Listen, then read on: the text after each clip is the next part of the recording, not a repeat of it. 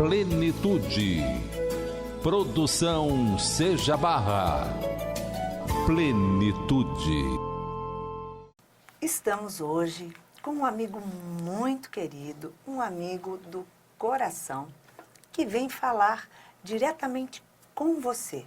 E hoje vai falar olhos nos olhos, porque vai falar de filhos, vai falar de pais, vai falar de educação ou de falta de educação, que é o nosso meio de hoje, e aqueles jovens que acreditam que vão, de repente, revolucionar o mundo. Só que todos nós viemos revolucionando o mundo, porque todos nós tivemos a mesma idade. E olha só, a gente pensa, será que o mundo está melhor hoje? Então, conosco, hoje, nosso amigo querido, Adeilson Salles. Seja bem-vindo ao Plenitude, Adeilson. Obrigado, Iraci. É uma alegria voltar ao Plenitude, né, depois de algum tempo. E para falar de um assunto tão palpitante como esse dos relacionamentos familiares, relacionamentos entre pais e filhos, né? Nós sabemos que a gênese da enfermidade de toda a sociedade se encontra justamente na família, né? Exatamente. A sociedade enferma é reflexo da família que se encontra adoecida. Então é um assunto sempre instigante e desafiador, né? O trabalho com jovens é meio difícil, porque não são todos que conseguem trabalhar com jovens, né? Todos se acham acima dos jovens, então eu falo, eu faço, eu aconteço. Mas chegar aos jovens que é difícil. E você acredita que esse trabalho que a gente desenvolve dentro da doutrina espírita tem meios mais sutis para chegar aos jovens?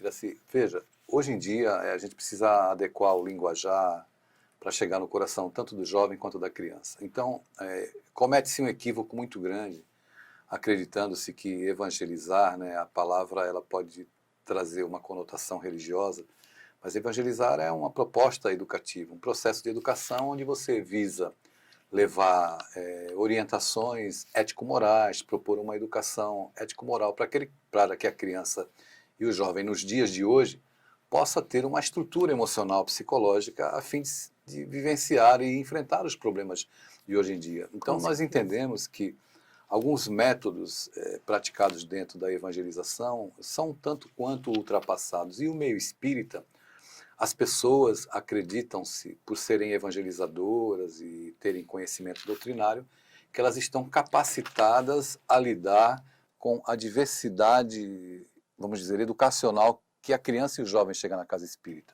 Exatamente. Então, nós não conseguimos chegar no coração. E as fórmulas catequistas, aquelas fórmulas que pretendem tornar a criança santificada ou o jovem santificado, elas não surtem efeito porque elas não servem para nada, porque elas se encontram distante da realidade da criança e do jovem. Então, quando a criança chega numa casa espírita, o jovem chega, esse jovem que está acostumado a lidar com esse processo tecnológico avançadíssimo desses tempos. Com certeza. E ele encontra o modelo professoral, aquele modelo que ele se depara na escola, e se ele encontrar um evangelizador que tenha a mesma postura e se porte como um professor, evidentemente que isso, por si só, já faz com que haja uma antipatia natural pelo método que está sendo empregado.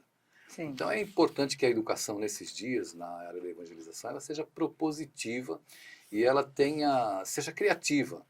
Então não dá para falar, eu não consigo nunca, Iraci, convencer um jovem sobre Deus escrevendo num quadro negro, né? Ou a primeira pergunta do Livro dos Espíritos, por exemplo, o que é Deus? Deus é a inteligência suprema. Então eu estou agindo como o professor age em sala de aula, passando um conteúdo. E como a gente está lidando com espíritos reencarnados, nós estamos lidando com espíritos imortais, nós precisamos compreender que evangelizar é vivenciar.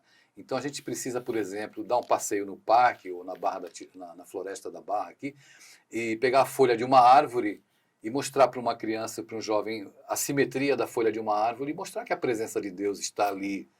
Então a vivência hoje ela é fundamental nas práticas educativas na área da evangelização espírita, ela é fundamental para que a criança possa assimilar no coração. Quando você toca o coração da criança e do jovem, fica fácil passar com o processo educativo.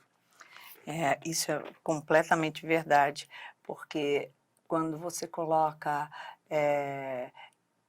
tipo um questionário no nariz deles, eles vão olhar e falar. Eles têm uma outra forma, né, de falar. Só que atualmente os evangelizadores, eles vêm sempre mais maduros ou até quase que idosos, dizendo assim, não, eu sei lidar com jovem, porque eu também tive filhos já. Quem não tem filhos não sabe, quem tem filhos sabe. Não tem nada a ver. Você sabe ser jovem? Aí é que está a diferença, Sim, não é? ser pai e mãe não é um atestado de competência no trato educativo. É verdade. Principalmente porque o campo educacional, não dá para a gente mensurar.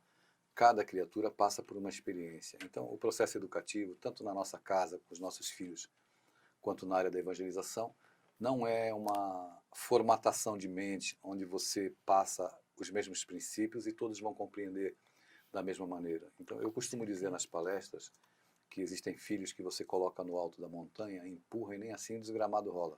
Oi, como eu digo isso? E tem filhos que você coloca lá no alto, quando você vira para olhar, ele já bateu asas e já ganhou altura, já voou, porque a independência dele, a maturidade emocional é diferente. Então, dentro de uma mesma família, o mesmo discurso, ele será compreendido de forma diferente. Eu estou partindo, a minha análise parte do princípio da reencarnação, que cada um se encontra em um estágio de compreensão diferenciado da vida. Perfeitamente. E os pais, os educadores, os próprios evangelizadores, eles têm que ter essa sensibilidade. E alguém pode dizer assim, não, mas eu fico só 1h30 por semana com a criança ou com o jovem. Não importa. O importante é que eles tenham uma empatia, recebam uma informação diferenciada daquilo que eles recebem. Veja como é difícil evangelizar. Muitas vezes a criança e o jovem não têm uma referência de autoridade. O pai não diz não em casa, nem a mãe. Jamais. Aí vai para a escola, o professor também, às vezes, fica refém da situação e não diz não. Chega na casa espírita, o evangelizador é aquele que dá o não pela primeira vez. E eles têm dificuldade de lidar com essas situações, porque a ascendência, que a autoridade, que é a ascendência do exemplo e daquela pessoa que é a nossa referência, ela não se impõe pelo grito, pela violência, enfim, é algo que o evangelizador conquista. Claro que o evangelizador ele tem pouco tempo, mas ele pode fazer a diferença sim. É que ele tem que entender muitas vezes que não dá para lançar semente hoje e esperar que no sábado que vem, quando ele retornar, ou seja, ou na próxima aula de evangelização, aquele garoto que recebeu uma informação a semana passada volte transformado. A gente tem que ficar lançando a semente e deixar que o tempo e as experiências, né? E ela cria raiz, com certeza. Ela cria raiz, né? mas é preciso lançar. Adeilson, como é que você vê a atuação dos grupos jovens dentro da casa espírita? A maioria dos jovens enfrenta algumas limitações, né? O jovem não pode ser jovem na casa espírita. A maioria das vezes eles têm cerceada a sua alegria juvenil, e a alegria juvenil ela precisa estar presente na evangelização dentro da casa espírita. Isso não significa que não devam existir normas disciplinares, no sentido de não dá para tocar bateria, tocar rock na hora de uma reunião, né? Claro. Mas os jovens podem sim trabalhar arte e eles podem sim dar contribuições preciosas para mudar, quebrar alguns paradigmas e trazer um frescor juvenil para as instituições espíritas. Então é preciso ter paciência, aceitar a juventude e não querer que a juventude se adeque aos conceitos daqueles que são mais velhos, mais idosos dentro da casa espírita. Então dá para trazer um Jesus juvenil, né, um Allan Kardec teen, vamos dizer assim, para se tomar medidas de trabalho, de atividade que possam contemplar a juventude e os postulados espíritas. É uma dificuldade muito grande trazer o jovem para a casa espírita. Desde, a gente não fala jovem, adolescente, pré-adolescente. Você começa lá pelos 7 anos já. Ah, não quero. E os pais, ai, não levo porque não quer, né? E quando fica maior, ah, não vou mais. Ah, não gosto disso. E manter, então, ele dentro da casa espírita é difícil. E a gente vê em todas as casas uma dificuldade grande. E eles vêm perguntar, né, para a gente, como é que se faz? Pois é, qual a sua sugestão para conseguir trazer e manter o jovem na casa espírita? A sua sugestão de dinâmica, de... Bom, Iraci, eu preciso informar os pais que os filhos não são de porcelana, eles não quebram. Maravilha! Filhos não quebram, então é preciso que enquanto nós temos ascendência sobre eles, tivermos ascendência, quem tem que determinar o que eles vão fazer ou não são os pais. Se eu me furto da responsabilidade que é levar o meu filho à casa espírita, ou à sinagoga, ou à mesquita, ou ao templo budista, não importa, é minha responsabilidade dar condução de uma educação que o espiritualize, né? Eu já estou pagando uma escola muito cara, se eu puder pagar, para dar uma educação acadêmica ao meu filho. É fundamental que ao lado dessa formação acadêmica ele tenha uma formação ético-moral que a religião dá. E isso é importante que os pais compreendam que na formação e no desenvolvimento psicológico dos nossos filhos, na estruturação emocional que eles vão desenvolvendo a partir, desde sempre, né, na infância, na pré-adolescência, na adolescência, que esses conceitos também ajudam na formação e que no momento em que eles se depararem com os problemas na vida, isso vai fazer a diferença. Então os pais têm que levar os filhos, não é? Quando eles estiverem adultos, por uma série uma conjuntura diferenciada, trabalho, faculdade, outras coisas, tudo bem, mas essa semente precisa ser lançada a qualquer custo. Agora, veja, Iraci, devem existir ações na casa espírita que criem situações que tornem agradáveis os momentos em que a criança e o jovem se encontram na casa espírita. É fundamental. Então, eu sou um pouco, eu agradeço até sempre o apoio que você me dá, o meu trabalho e tudo. Eu sou assim um pouco arrojado nas ideias. Eu Então, adoro isso. eu entendo, Iraci, que um garoto adolescente que passa pela fase da eclosão dos hormônios, que começa a descobrir o alto prazer, que começa a se descobrir como criatura humana, nós precisamos, eu entendo assim, né, que a casa espírita ela não cumpre apenas o papel de passar a doutrina espírita, mas esse universo que o garoto vivencia precisa ser tratado na casa espírita de maneira a conduzi-lo a compreender os processos naturais de desenvolvimento humano e também o lado espiritual da vida. Então, para que você tenha uma ideia, um garoto me mandou uma mensagem outro dia no WhatsApp me perguntando assim, Adeilson, eu tenho me masturbado muito, será que eu vou para o umbral? Parece, é interessante uma colocação como essa, mas é o universo dele, é a experiência que ele está vivendo no momento. Então, se eu falar aqui, eu quero falar sobre espiritualidade para um jovem, é importante que eu fale sobre sexualidade também. Com certeza. Então, dentro do programa de proposta evangelizadora da minha casa, da educação espírita, eu posso contemplar alguns assuntos, fazer uma conexão do assunto espiritualidade, mediunidade e sexualidade. Por quê? Porque eu estarei contextualizando o universo do meu evangelizando. Eu vou falar de coisas que interessem ao mundo dele. E isso vai fazer com que ele tenha o interesse desperto para permanecer na casa espírita, não é? Sim. Esses temas precisam ser trabalhados de maneira natural. A família não trabalha, não é? A escola trabalha em alguns aspectos, mas se restringe apenas às consequências do que pode acontecer numa doença sexualmente transmissível, e não são todas as escolas que trabalham com uma linguagem acessível. Via de regra, os educadores colocam muito da opinião própria naquilo que querem passar. Isso acontece no meio espírita também. Nossa, E acaba contaminando. Não é? Então nós precisamos tentar, e isso é importante, que a casa possa capacitar o seu evangelizador para ter uma linguagem. Você não veio aqui só para ouvir falar de Jesus. Nós vamos falar de Jesus para você. Mas eu quero falar do seu mundo. Porque se eu entrar no mundo Jesus dele, é que eles não querem ouvir falar, vim Não. aqui para falar de religião. Justamente. Mas Jesus compreende que esse garoto aqui precisa saber e conhecer como é que ele lida com as suas potencialidades. Dentre elas, uma muito importante, que é o sexo.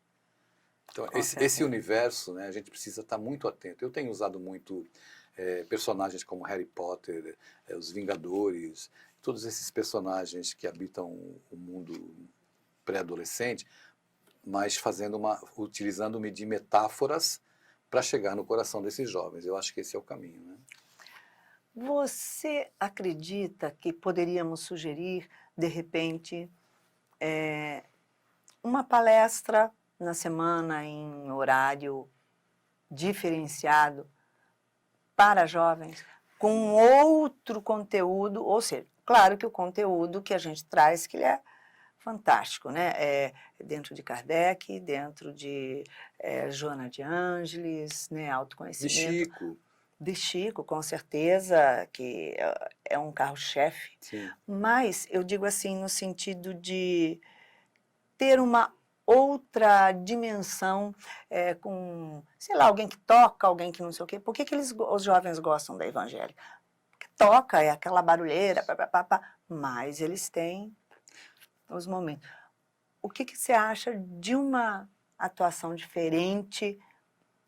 Porque eles não frequentam palestra pública. Você pode ir em qualquer casa fazer palestra, é raro. Iraci, eu acho que se você tiver essa iniciativa, depois que você desencarnar, que eu espero que demore muito, você vai virar nome de casa espírita. Porque isso é uma revolução. Eu estou fazendo isso em tom de brincadeira, fazendo essa colocação. Eu escrevi um livro chamado Corações Juvenis, que eu até já comentei aqui de outras oportunidades. No Corações Juvenis tem essa pergunta dos jovens: por que não existem palestras com conteúdos doutrinários voltados para esse público? Por que não existe uma iniciativa como essa que você está colocando? Então é importante que você fale de Kardec, mas de uma maneira, numa linguagem acessível a eles. Assuntos que interessem a eles com conteúdo doutrinário. Você tem pessoas aqui na casa, não seja, capazes de te ajudar a desenvolver um projeto como esse. Se você fizer isso, esse projeto piloto, vamos dizer assim, será pioneiro no Brasil, será maravilhoso e vai alcançar objetivos maravilhosos. Vamos em frente, né? Vamos pensar um pouquinho aí. E eu estou disposto a colaborar naquilo que eu puder. Ah, você está dizendo que você vai mudar para o Rio, então. Gente, olha só, momento de revelação. Adeilson Salles muda-se para o Rio, precisamente na Barra da Tijuca. Seria muito bom ir assim, mas eu vou estar pronto sempre a colaborar, a te ajudar na formatação de um projeto como esse, viu? Muito legal, muito legal, estamos aí. Falando do livro que você traz sobre Leon Denis, a gente vai falar ainda no próximo bloco mais profundamente. Ele fala aos jovens. O que é que, no caso, chama atenção dentro daquele livro, que ele chega até o jovem, assim, um ponto que seja uma alça? É justamente o trabalho de pegar um pensamento de alguém que eu considero ser uma mina de ouro. Você mergulha no pensamento de Leon Denis, tira uma joia lá de dentro e traz. Você vai lá novamente e traz outra joia. Então nós pegamos algumas pérolas do pensamento dele, algumas frases, e em cima das frases e do pensamento dele nós escrevemos textos voltados para o jovem, trabalhando a essência da mensagem que Leon Denis deseja passar. Então ali, por exemplo, eu cheguei ousadamente a utilizar até Cazuza e uma das letras de sua música para contextualizar, falar da importância do amor, né, em cima da música O Tempo Não Para dizer que nós precisamos canalizar todos os nossos esforços para viver um amor. E eu afirmo ali no livro que Cazuza conheceu o amor de uma maneira dolorosa. Sim. Né, e sofrida. Então ele desesperadamente buscava a vida, mas por algumas vias que não foram legais para ele, que trouxeram um resultado que foi de sofrimento. Com e a gente utiliza essa realidade para falar para o nosso jovem que ele deve procurar o amor, sim, acima de tudo, mas por uma via que seja legal e que ele fique de boa com Deus e que ele viva o amor em plenitude, mas com segurança. E Leon Denis, na época de Kardec, ele seria o plano B, né? O regra 3. Isso. E esse conteúdo que ele traz, da forma que ele traz, é muito delicado. Poético também. É muito poético, isso é romântico, é doce. Perfeitamente. Numa linguagem diferente de Kardec, né? O Kardec, já até a foto dele parecia até um pouco mais seca, mas a gente sabe, a gente sabe que não é bem assim, é só na foto mesmo, né? Sim. Mas você acredita que ele teria uma pegada mais jovem? Olha, Iraci, Eu não sei se ele teria uma pegada mais jovem, mas certamente ele teria uma pegada mais poética. Porque, embora a essência fosse a mesma, o espiritismo, a essência seja a mesma, existe uma maneira de você passar. Tudo aquilo que a gente faz acaba levando um pouco das cores do que a gente tem dentro do nosso coração. Então nós acabamos trazendo uma tonalidade ou mais poética, ou mais filosófica, ou mais científica, a depender da maneira como a gente passa as coisas. Então eu acredito que nós teríamos aí cores diferenciadas, sim. Seria bem impactante. Mas você está Também, trazendo esse impacto aí para a gente e com certeza é só o início da remada. assim seja. E hoje com Adeilson Sales e agora falando do lançamento do seu livro, Leon Denis, Os Jovens, como é que funciona isso? Olha só, Adeilson, fala sobre o seu livro, vamos lá.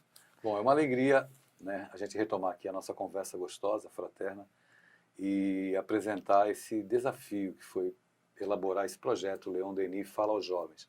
Leon Denis é um autor clássico da literatura espírita e certamente muitas pessoas têm a ideia de que esses autores são intocáveis. E eu penso de forma totalmente diferente e acredito que a essência da mensagem que eles têm para passar, sabe, Iraci, ela pode sim ser contextualizada e receber o frescor desses tempos novos, porque a gente pode preparar a mensagem sem violar a mensagem, sem tirar a essência dela e levar aos corações juvenis. Então essa obra ela tem essa proposta, aproximar Leon Denis, que aparentemente é um filósofo, aquela coisa muito séria, né? Muito distante do coração do jovem, e aproximar tanto do coração do jovem quanto dos pais. Existem muitos adultos também que não conseguem ler Leon Denis por causa do vocabulário rebuscado e tem dificuldade de compreender a mensagem que ele quer passar. Mas Leon Denis é encantador. Como nós Especial. comentamos no bloco anterior, ele é poético, né? Na obra O Grande Enigma, ele fala da natureza com uma beleza impressionante, com uma poesia tocante. E a gente quer, né, dentro do trabalho que eu venho fazendo, porque eu já fiz a adaptação de Paulo Estevam para jovens há um tempo atrás, lancei em 2012, quando essa obra Paulo Estevam completou 70 anos. Nós lançamos o Paulo Estevam para jovens pela FEB e pela FERGS, né, Federação Espírita Brasileira, Federação Espírita do Rio Grande do Sul. E agora a gente vem com Leon Denis, é claro que eu tenho outras ideias, eu já comecei a fazer a adaptação do livro Boa Nova, também para jovens, então a gente vai passo a passo, né? Nosso Lar, eu estou escrevendo a obra O Jovem André Luiz, que conta a história de um André Luiz jovem que passa na Universidade de Medicina e desencarna na noite do trote. Então a gente vai mexendo aí, tentando fazer com que essas obras basilares do Espiritismo cheguem no coração do jovem, ele possa ler e compreender. Quais os principais assuntos, pontos tocados nesse livro? Eu falo sobre tudo, sobre sexo, falo sobre a tecnologia, falo sobre respeito, tudo o que permeia o universo juvenil, eu procurei com textos leves e objetivos tratar. E tem também algo interessante, né? O livro foi prefaciado pelo André Trigueiro, né? Que é um amigo querido, um jornalista muito conceituado e atuante dentro do movimento espírita, atuante na área da preservação ambiental, enfim, e traz também essa referência positiva com o prefácio dele, né? Com certeza, com certeza. Leon Denis tem uma via que todo mundo tem dentro de si, porque todo mundo tem o romantismo dentro de si, por mais prático que se seja, né? Sim, sim. Então tem aquela coisa que toca, né? E qual é a sua ligação com Leon Denis? De repente, Leon que Denis, você traz isso? sim, veja, eu já ganhei concurso de poesia, né? Eu gosto muito de poesia. E muitas vezes nos textos que eu escrevo, a maneira como eu falo, eu sempre dou alguma conotação romântica, religiosa. Isso está na essência das coisas que eu faço e que sempre fiz. E Leon Denis foi um dos autores, dos primeiros autores que eu li. E como o meu trabalho acabou ganhando esse viés voltado para a educação, embora eu faça palestras sobre evangelho, faço palestras sobre os assuntos pertinentes ao espiritismo, sobre mediunidade e tal. Só que houve uma condução, vamos dizer assim, da própria espiritualidade e também a necessidade, né, Iraci, nos tempos de hoje, de se falar com os jovens, com os pais, a coisa acabou sendo conduzida. E Leon Denis, no livro Depois da Morte, ele tem um texto que fala sobre educação que é absolutamente atual. Esse livro foi publicado em 1889, e quando você lê esse texto sobre educação, você fica pasmo de observar a atualidade, quando ele já levantava a bandeira da necessidade de trabalhar uma educação que espiritualize os nossos filhos, que dê sentido à vida, né?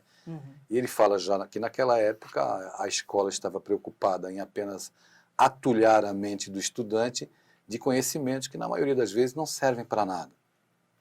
Se refere também à educação religiosa, que é mais frustrante ainda, porque cria um fanatismo e não conduz também a criança e o jovem a um conhecimento de Deus de maneira assim racional, aceitável, que respeite a inteligência das pessoas, né? Nenhuma criança hoje vai aceitar que você fale sobre o Jonas na baleia, ou sobre a maçã e a Eva, e essa coisa toda. Então a gente precisa, respeitando a inteligência das crianças, respeitando também essas linguagens metafóricas, apresentar Deus de uma maneira acessível, né?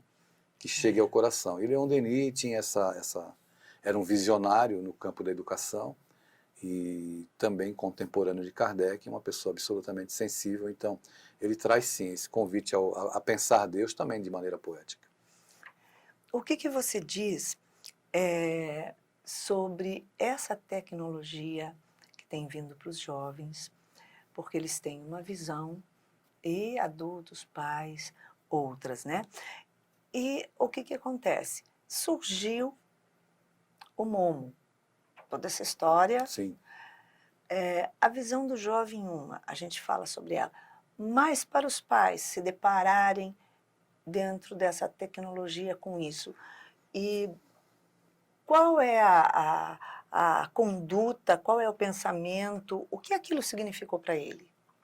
Veja, hoje nós temos, os nossos lares são invadidos por muitas informações. Os nossos filhos se utilizam do celular e muitas vezes os pais não disciplinam a utilização dessas mídias. Sim. Onde existe o exagero, sempre se apresentam alguns riscos em lidar com tantas informações, e a criança e o jovem muitas vezes não têm estrutura emocional para lidar com aquela informação, não sabem como lidar com aquilo. Quando a gente fala sobre bullying hoje, particularmente, o bullying, a maioria das pessoas pensa no bullying acontecendo dentro da escola.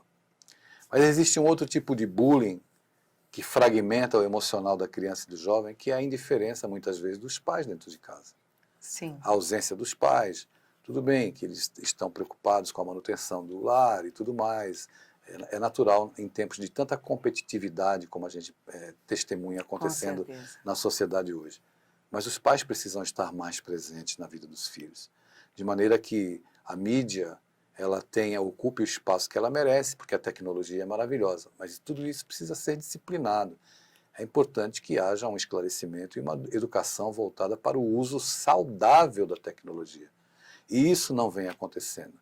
Então, por exemplo, essa questão do Momo, e recentemente eu até escrevi sobre isso, ela pode... muitas fake news são lançadas no mundo do adulto e no mundo das crianças, dos jovens, da mesma forma. A questão hoje é justamente disciplinar o uso dessas tecnologias, dar uma formação segura para os nossos filhos e, principalmente, acompanhar aquilo que eles estão acessando. Sim. Um pai que entrega um smartphone para um filho hoje precisa saber que o filho pode acessar qualquer conteúdo pornográfico que ele queira. Tudo. Ele precisa ter consciência e clareza de que o seu filho pode pedir drogas delivery. Exatamente. Que ele pode morar num condomínio absolutamente seguro. Não sai de dentro de casa, sai meu dentro filho de casa, é um anjo. Mas o traficante joga a droga por cima do muro. Uhum. E o seu filho vai lá, pega e vai consumir a droga. Então, ele está vulnerável também a sites que ensinam e incitam ao suicídio. Então, nós estamos, de certa forma, sitiados, de maneira que nós estamos sendo obrigados e convocados a ter uma educação olho no olho, uma educação responsável, Exatamente. uma educação em que nós estejamos presentes na vida dos nossos filhos. Se eles tiverem que fazer alguma coisa errada, eles vão fazer. Mas é importante que nós, através de uma educação responsável, possamos estar presentes na vida deles e orientá-los de forma segura, clara. Não existe hoje mais tempo para meias palavras, não é? E para um mundo inocente que não existe mais. Nós precisamos trabalhar uma educação muito clara e objetiva. Então seria a responsabilidade dos pais isso tudo que está acontecendo aí com o mundo. Porque se os pais tivessem a dedicação, né, digamos uma vigilância, um olhar para o que o meu filho está aprendendo, porque o que o meu filho estiver aprendendo é a estrutura que está sendo criada ali, construída. Então seria responsabilidade dos pais essa ação que houve. Sabe, Iraci, os pais têm grande responsabilidade sobre a educação dos filhos. Claro que tem total responsabilidade. Mas observando a fragilidade dos próprios pais, a gente não pode apenas execrar e condenar os pais. À medida em que eu me deparo com a necessidade de uma educação para as crianças, eu vejo que é cada vez mais urgente e necessária uma educação para os próprios pais, Certamente. que não se dão conta da missão e da complexidade que tem essa tarefa. Então, pela ótica reencarnacionista, eu entendo que a educação é uma via de duas mãos. Nós ensinamos os nossos filhos, mas nós podemos também aprender com os nossos filhos. Verdade. Nós temos o que ensinar dos nossos conceitos, e muitas vezes os conceitos que nós recebemos, um legado moral dos nossos pais, pode ter sido um legado castrador, com violência, com grito. Então, tudo isso precisa ser revisto. E quando a gente fala de educação, nós podemos cobrar dos pais a responsabilidade que cabe a eles, mas também a gente tem que levar o nosso alerta, uma palavra que diga que os pais precisam revisitar os próprios conceitos, a fim de aprenderem a lidar com as situações mais complexas que o mundo moderno está exigindo, que os jovens que têm acesso a toda essa tecnologia hoje têm um portal dentro de casa através de um smartphone das situações que às vezes a gente nem suspeita, mas que estão chegando as informações e os contatos. Então vem o Momo, a Momo, sei lá o nome correto dessa personagem nefasta que surgiu, né? E outros virão, sabe, Iraci? Outros virão. Um após o outro. Tem muitas mentes perversas aí que ficam apenas criando situações como essa. Agora, a educação é a grande barreira de contenção de qualquer mal que chegue através da tecnologia moderna. Se nós tivermos os pais próximos dos filhos e principalmente pais que disciplinem a conduta dos filhos no acesso a toda essa mídia. O jovem, hoje, ele está tendo depressões, ele está tendo conflitos imensos, não que os jovens de antigamente não tinham. Ele tem sim conflitos, né? Mas está tendo um movimento muito grande que está levando o jovem ao suicídio, até a criança. O que está acontecendo com esses nossos jovens que estão tomando esse caminho? Será que seria a ausência dos pais, ou de uma religião, ou de uma estrutura? O que é que está acontecendo?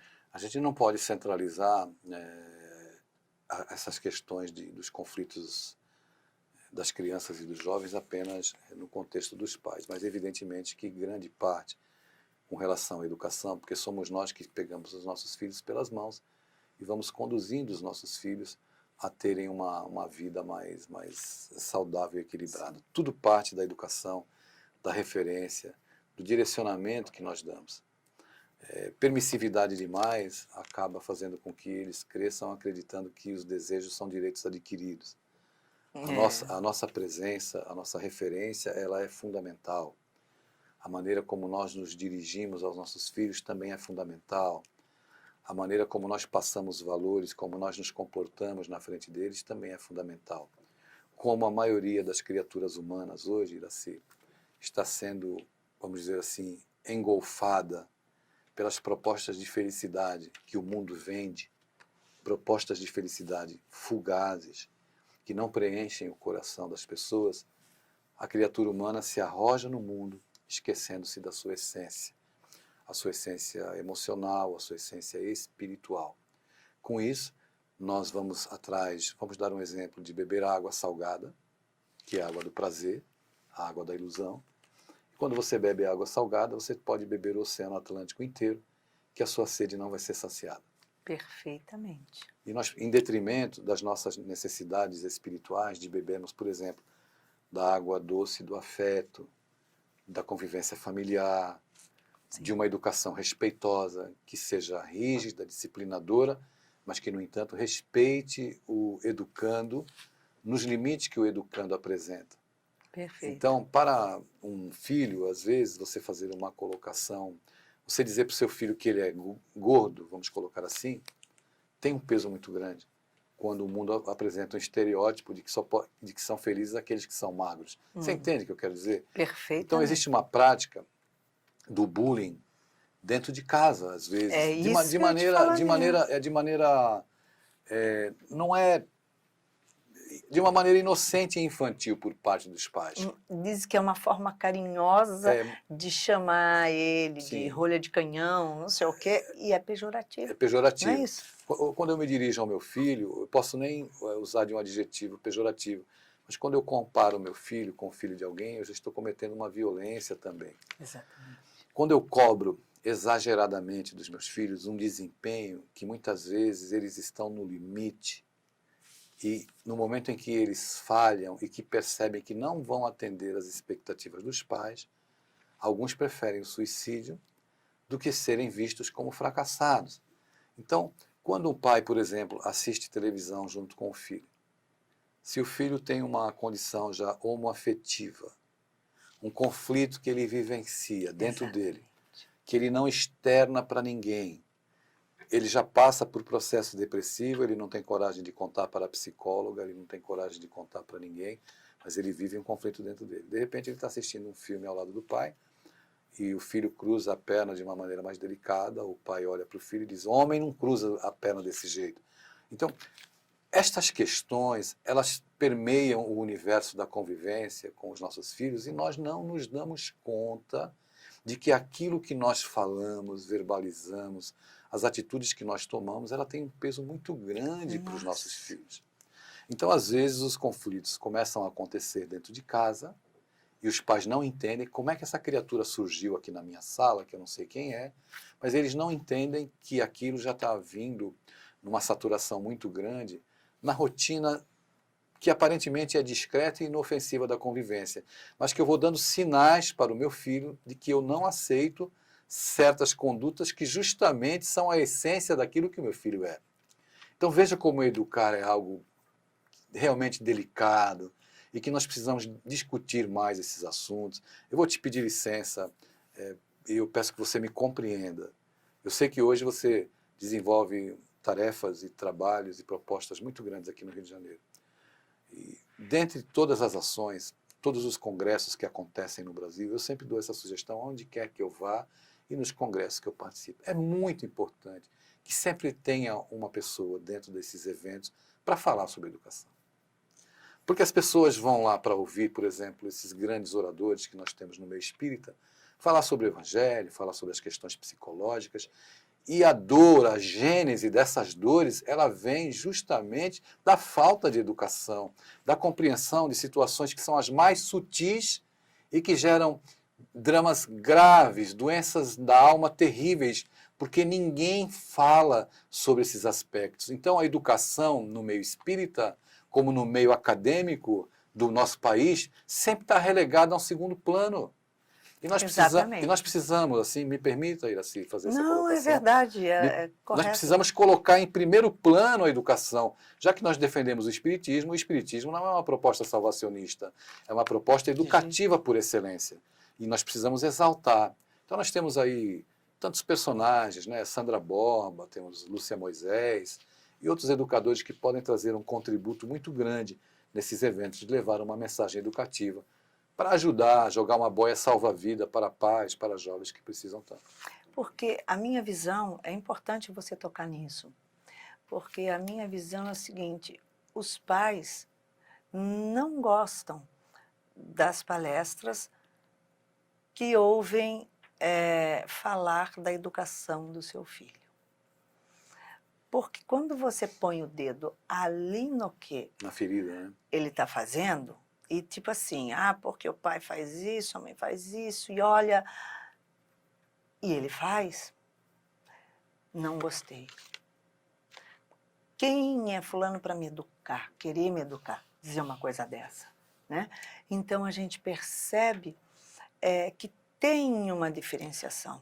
Agora, se você não fala que o conflito desse próprio pai, dessa própria mãe, que está ali, não querendo ouvir sobre a sua educação, sobre seu filho, e você é realmente assim, porque você foi educado, você foi filho, e os seus pais agiram, que seja de uma outra forma, mas criou os conflitos que você traz hoje. Você se criou. Então, por que não trazer isso e trazer, inclusive, os jovens para ouvir isso? Sem dúvida. Veja, o Espiritismo, ele não veio para acomodar as coisas, ele veio para desacomodar as pessoas. Exatamente. Então nós não devemos nos preocupar se os pais vão gostar ou não. Nós precisamos desacomodar essas pessoas, fazer com que elas reflitam, porque a gênese da problemática da desagregação familiar, de tudo isso que a gente está testemunhando, se encontra com a educação é a base disso tudo, né? Exatamente. Você vai estar no nosso congresso, eu só não sei se vai estar nesse ou no outro. Eu preciso ver ainda a agenda, mas olha só, você falar na linguagem do jovem e olhar para o próprio jovem faz com que o jovem queira olhar nos seus olhos e te ouvir. Então, é também uma forma de se levar o jovem para o Congresso Espírita, né? Você colocar aquilo, não fazer com que ele fale, não, aquilo é uma coisa de velho, de religião. E não é. É algo que está falando de você. E a gente vê, muitas vezes, eu já vi uma situação da mãe com 2 filhos, e ela chama o filho, fala não sei o quê, não sei o quê. E no meio da frase, ela fala um palavrão, faz um xingamento falando tal. O outro filho vem e fala, o que foi, mãe? Eu não entendi, porque ela não pronunciou o nome dele, né? E eu olhei, ela olhou, ela falou assim, não chamei você. Eu falei assim, você não falou o nome dele. Não, é porque sempre quando eu falo, eu xingo ele, falo isso. Ele é o subnome que ela deu a ele. Você é um M, Sim, sim. né? Então ela falou, pronunciou isso numa frase, conversando, o garoto respondeu. Então, os pais têm que ouvir, e os garotos, as garotas, precisam ouvir exatamente para não assimilar isso. Não é isso? A gente precisa dar um grito de alerta na maneira como nós nos relacionamos com os nossos filhos. Isso mexe profundamente com a formação deles e eles vão estar dispostos a sempre ao lado mais bélico da situação, do enfrentamento dos pais. Isso é muito delicado, porque à medida que o tempo vai passando, o desrespeito vai se instalando. Nossa. Mas isso teve um começo, se iniciou lá atrás em alguma forma equivocada que eu conduzia a educação e a orientação dos meus filhos. Então os pais também têm seus problemas, têm seus conflitos. Nós precisamos trabalhar estas questões sem dar a conotação de que nós estamos condenando os pais. De jeito nenhum. Mas, na verdade, levantando uma placa, um sinal vermelho, né, Iraci? Um grito de alerta para que a gente faça um estacato na nossa maneira de conduzir a educação dos nossos filhos. Para que você tenha menos complicações também Porque, à frente. qualquer dor que afete os nossos filhos atingir frontalmente o nosso coração, o nosso equilíbrio, Exatamente. e vai mexer conosco de uma maneira muito profunda. Então a gente tem que ter uma clareza muito, muito grande de que educar não é abrir mão da autoridade, mas é abdicar do autoritarismo, Exatamente. do berro, do grito e da condução saudável de um relacionamento em que o pai no olhar, pela ascendência que ele tem, pelo respeito conquistado ao longo dos anos, pelo exemplo saudável e salutar, é o grande condutor. Pelo respeito, não pelo E medo. não pelo medo. Então, isso é algo que a gente vai trabalhar bastante. Nós estamos chegando ao final de mais um programa Plenitude. E nós deixamos aqui, né, aquele conteúdo trazendo assim, olha, você pode transformar a sua relação no seu núcleo familiar. Sem dúvida. Tanto filhos quanto pais. Porque nós carregamos sempre uma frase que diz assim, eu não quero educar o meu filho do jeito que eu fui educado. Mas a gente também não sabe qual é o jeito que a gente vai educar, porque não tem uma receita. Não existe. Então, a educação se faz dentro do relacionamento, Sem não é dúvida, isso? sem dúvida. Chegamos ao final de mais um Plenitude. Convidamos você a deixar uma mensagem aos nossos espectadores. Não importa como tenha sido o seu relacionamento com seu filho até o dia de hoje, mas você pode reconstruir, recomeçar, reiniciar uma relação mais humanizada, né? Sair daquele pedestal que muitos pais acreditam que devam ocupar, senhores da verdade, né? Nós aprendemos com os nossos filhos. A reencarnação é uma lei que mostra que nós temos aí essa via de duas mãos, sem abrir mão da autoridade, mas largando o autoritarismo de lado, chegando no coração. E a educação se dará, não sem solavancos, sem sobressaltos, que é natural, mas ela se dará com certeza. Com certeza é isso. E olha só, mães e pais, vocês são os melhores pais que os seus filhos podiam ter. Os melhores. Nunca se sintam culpados porque os seus filhos estão fazendo isso ou aquilo. Não. Porque todos nós temos a nossa responsabilidade, como filhos e como pais. E você, pai e mãe, com certeza, quando seus filhos eram pequeninos, você deu o melhor de você. Então, se o seu filho um dia te aponta o dedo e diz, você é culpado de eu ser assim da minha educação? Diga assim, eu fiz o melhor. Tudo que tinha de dentro de mim, de melhor, eu lhe dei, eu lhe ensinei. Só lamento se isso ainda não foi o melhor que você gostaria de ter tido. Então, está aí a oportunidade de fazer melhor, ser o melhor filho. Não é isso?